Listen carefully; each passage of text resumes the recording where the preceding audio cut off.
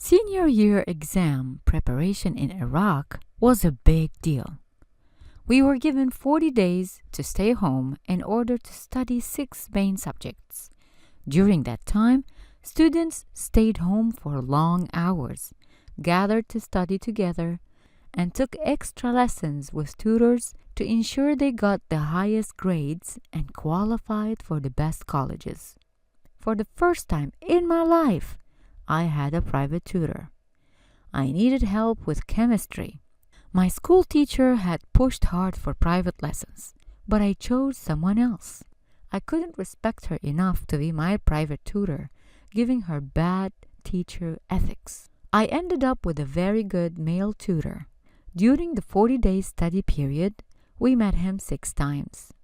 It was easier for me to attend since he moved our sessions to a walking distance location, at the house of a girl who wasn't in my school. Her house was fancy, and she had a cute older brother. The first time I attended a session there, her brother didn't leave the room. He sat down before the tutor arrived, flipping through photo albums and making comments. In Iraq, that wasn't common behavior. But they were from Palestine. Maybe that explained the difference. His attitude was something new to me. It had me thinking of the difference in cultures. Right after that first visit, we started getting prank calls at home. There were no mobiles back then, just a landline. It started with silence on the other end. Over time, the calls escalated to more than 10 per hour. I had a hunch it was her brother.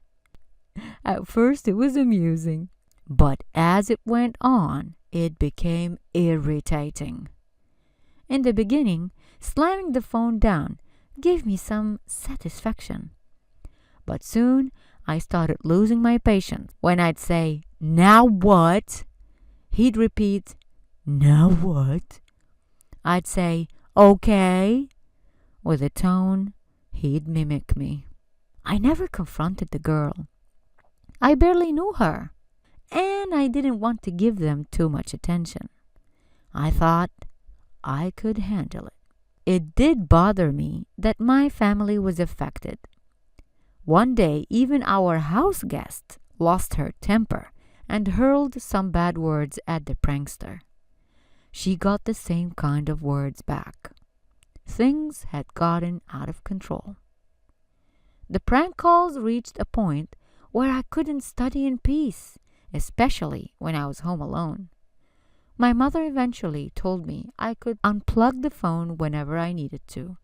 It was the only solution, since it was hard to focus with the constant interruptions.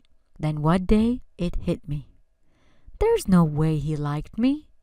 If he liked me, he wouldn't harass me. This was going nowhere, so I decided to try something different. Proud of my plan, I later shared the story with one of my study friends in detail. Feeling a bit special for having a phone stalker, I told her how, out of frustration, I pulled myself together, took a deep breath, and carefully chose my words. Me, polite tone. "Please, stop calling." Caller, silence. Me, honest voiced. "I can't take this anymore." Caller, silence. Me, silence, sincere tone with a deep sigh. "Please, please." Caller, silence. Me, low, slow tone, emphasizing each word. "I am begging you, please." Caller, silence. Me, "I'm sure there's goodness in you." Caller, silence.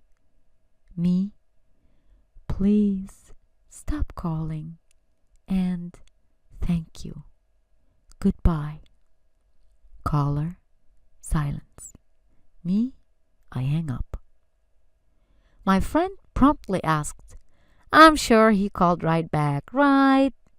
I smiled while replying, nope, he never called again. You see, in a battle of emotions, there are still rules.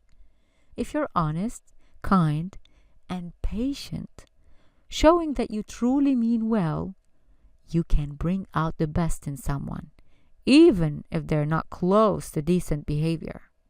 At least, it is worth trying, don't you think?